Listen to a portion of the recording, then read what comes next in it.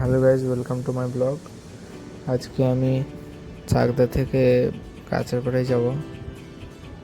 এই যে চাকদার কালী মন্দির, এই যে স্টেশন, আশেপাশে একটু শুনে দেখো। ওই যে দূর থেকে আমার ট্রেনটা আসছে। আমার স্টেশনে আজ সেরকম ভিড় ছিল না, ট্রেনটাও বেশ ফাঁকাই ছিল। আমার জানলার কাছে একটা সিট পেয়েছিলাম।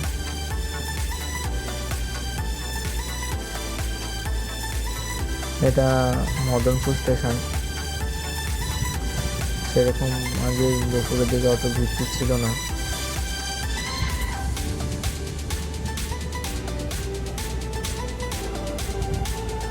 আজকের জন্য এটুকুই। থ্যাংক ইউ আমার ভিডিওটা দেখার জন্য।